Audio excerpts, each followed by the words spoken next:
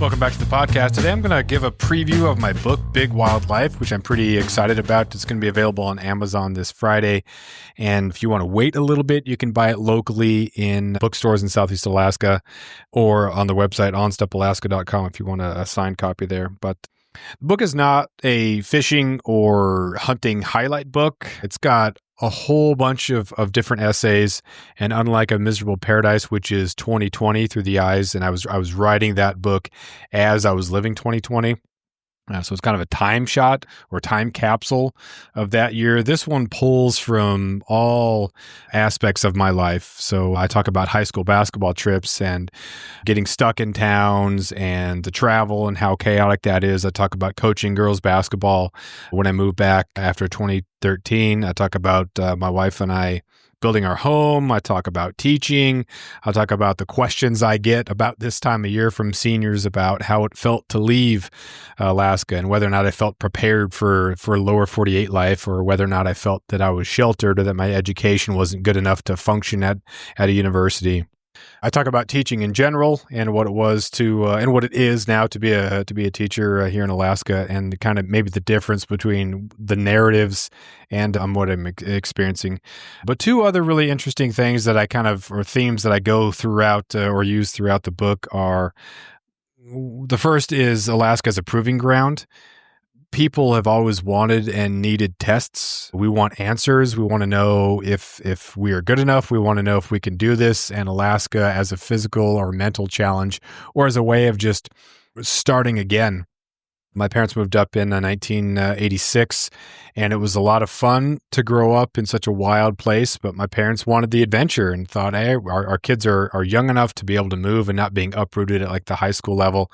Let's go there and let's just, see what it's all about. And that changed, obviously, the trajectory of my life and family's life. And I'm very grateful my parents did it, because I really thought I had a great existence growing up. But the history is fascinating with the early aviators.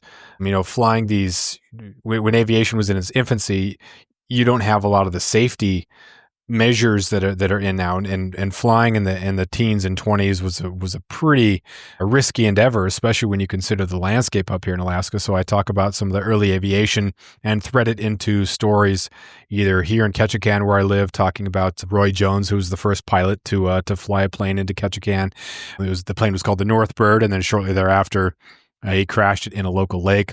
Talk about some of the aviation in the interior part of the state and how it was not deemed a safe enough method for transporting the life-saving serum that the city of Nome needed when the diphtheria outbreak was happening.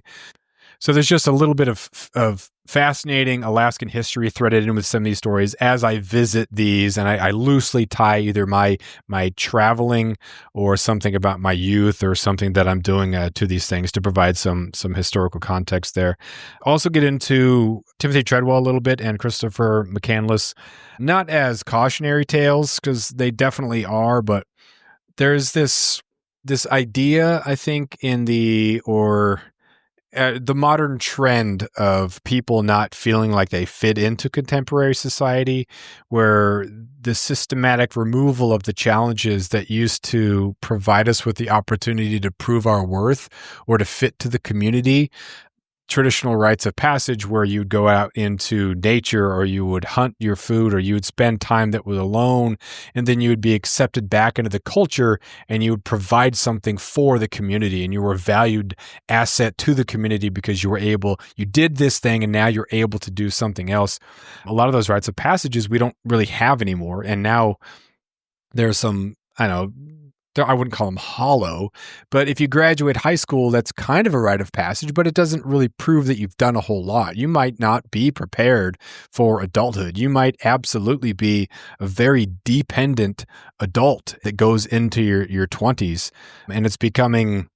there are studies that are showing that people or kids after they graduate and in that 18 to 22 time period, that's kind of that be young and brash and spend some time either in college or as a ski bum or a trout bum or something like that, doing some traveling or working hard on jobs.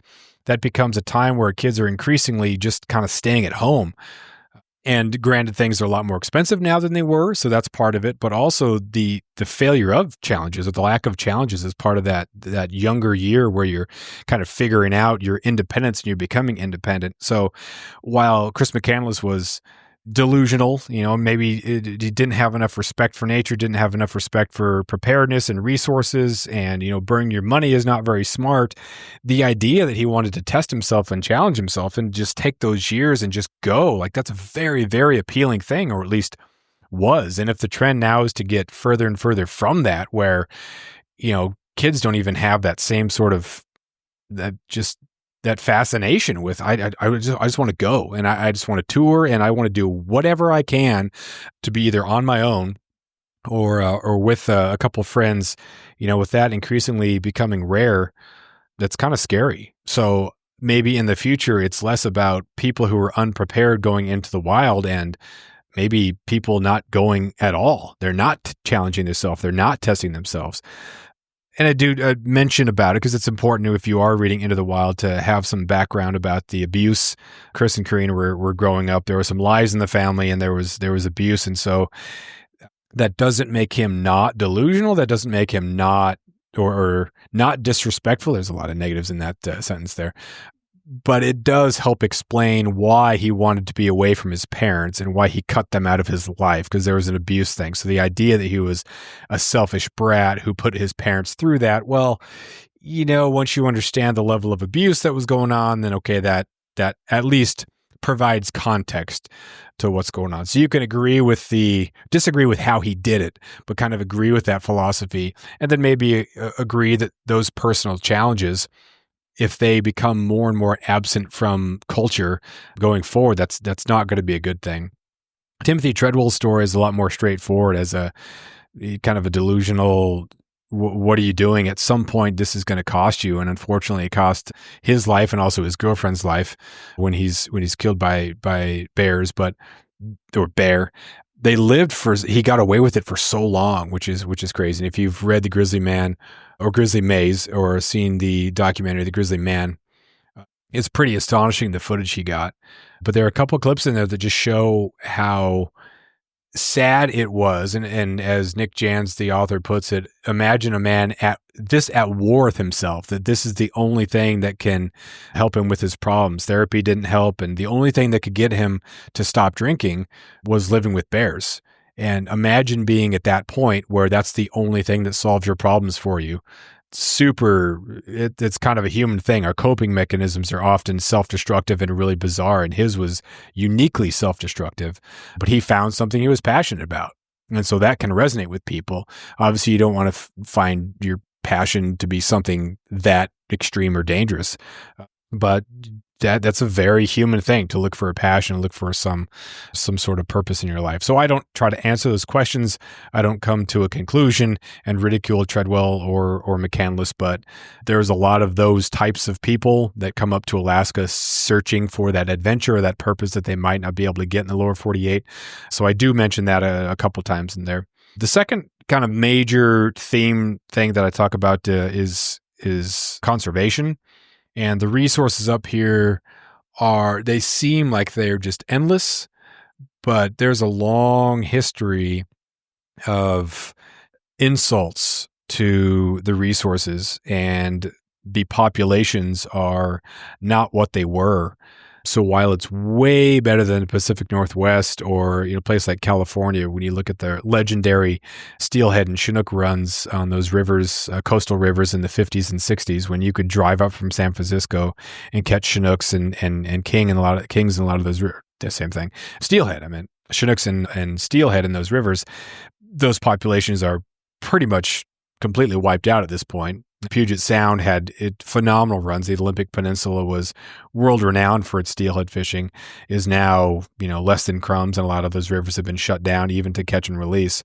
Alaska still hangs on, but it's not limitless. And in our quest to live these high use lives, we use so many resources, which puts a massive strain and brings this question of what resource should be conserved, or which resource is more important than the other ones.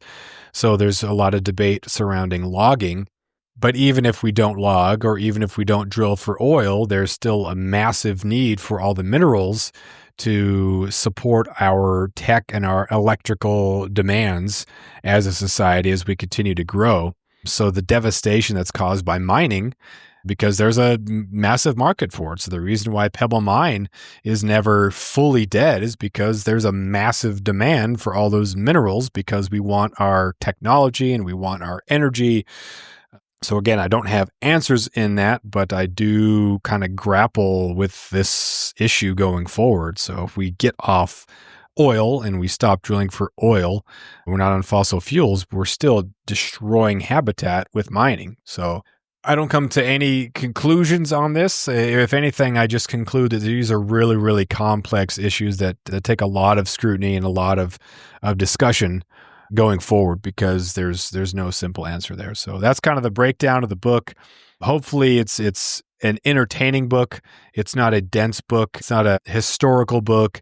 I intend it to be an enjoying read that provides some things to think about, some interesting anecdotes, some fun hunting stories, some fun fishing stories, and just provide the gap left by the stories told either by reality TV or by people who have visited and have told really fun, compelling stories. But I wanted to tell something from my perspective as someone who's lived here for most of my life. So appreciate you listening. I appreciate the orders. Appreciate all that sort of stuff. Looking forward to selling some books and talking about it. So thanks again for listening, and we'll talk to you next time.